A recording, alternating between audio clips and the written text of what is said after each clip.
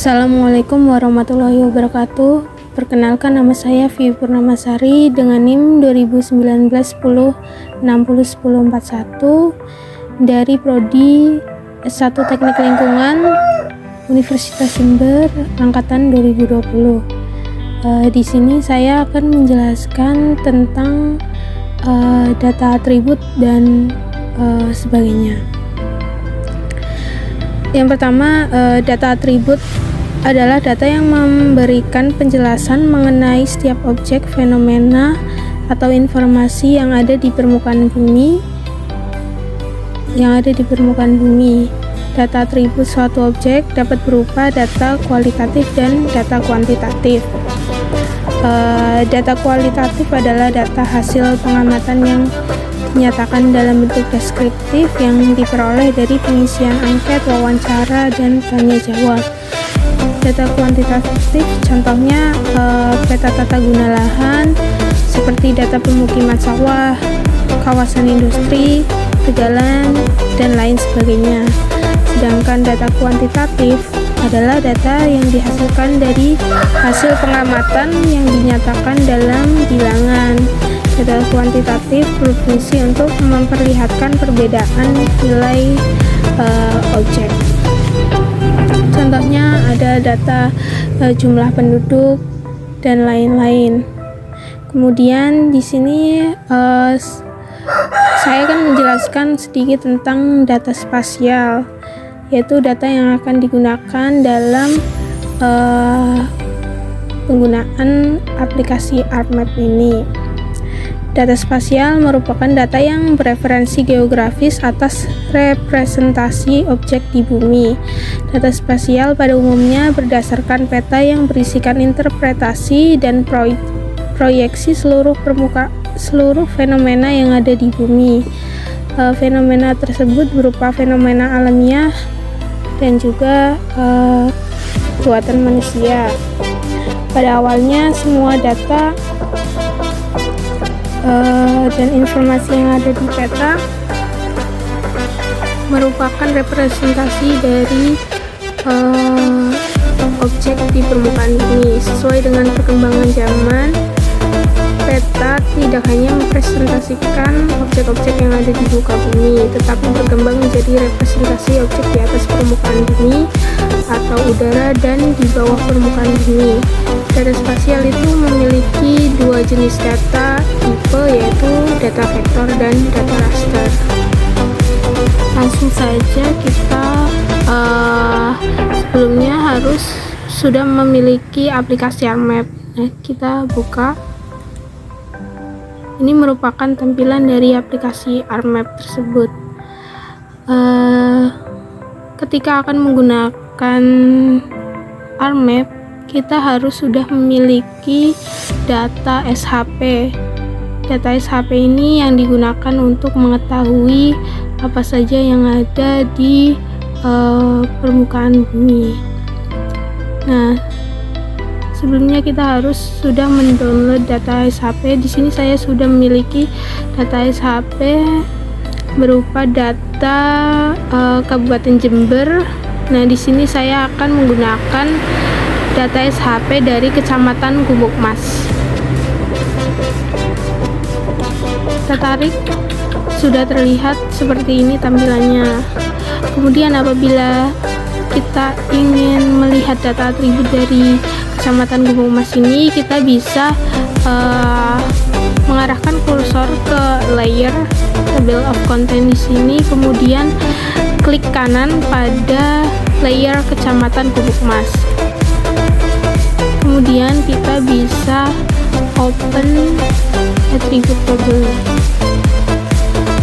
Nah, di sini sudah terdapat berbagai data yang mirip seperti data Excel, data pada Excel. Salah satunya di sini ada NAMOBJ. Nah, NAMOBJ ini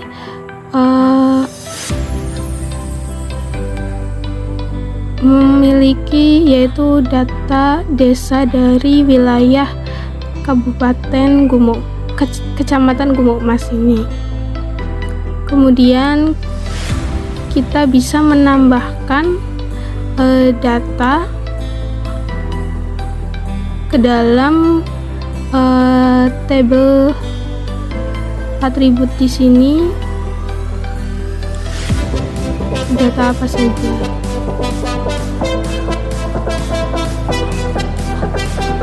Selanjutnya kita bisa mengetahui setiap bagian sisi-sisi dari dengan menggunakan icon identify. Kemudian kita bisa klik daerah mana yang akan kita ketahui. Misalnya di sini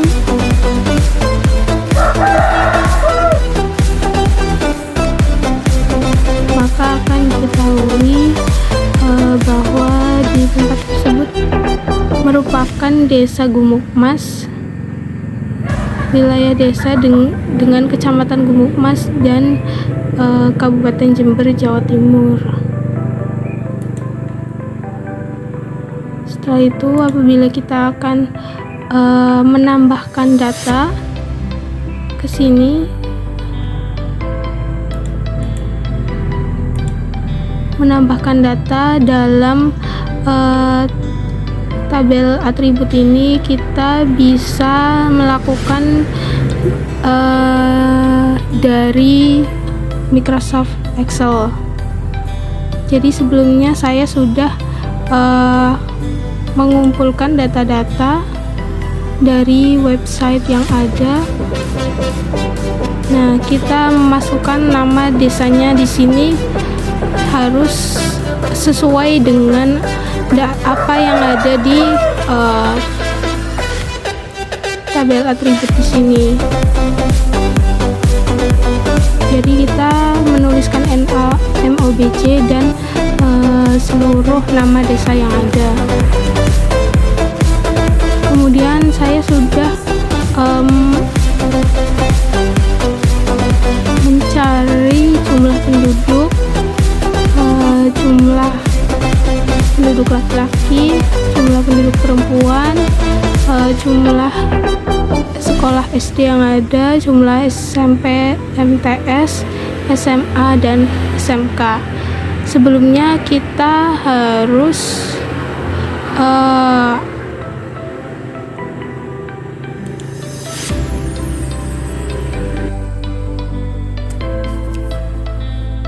kemudian kita harus save data Excel ini, pilih file, kemudian save as. Di sini misal kita data atribut. Nah, kita harus memilih yang Excel 97 2003 workbook.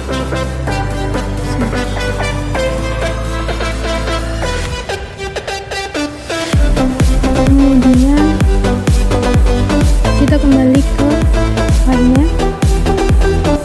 Di sini kita bisa klik kanan, join and village, kemudian klik join.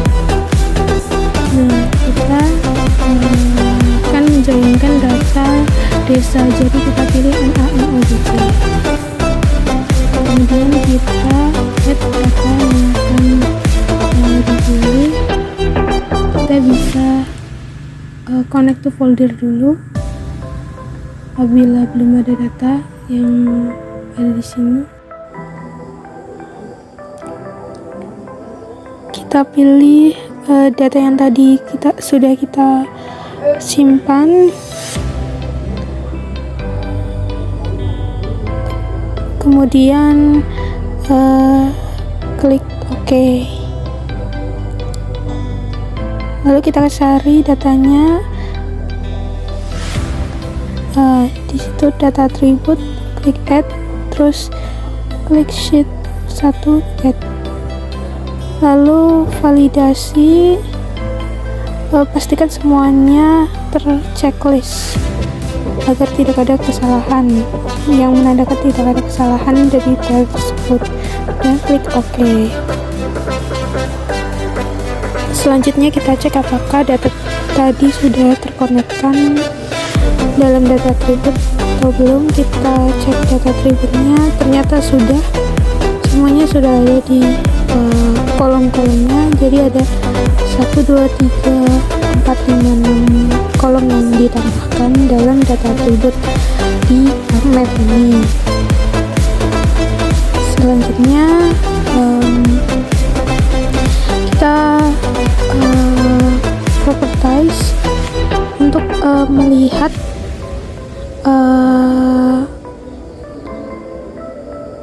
simbologi.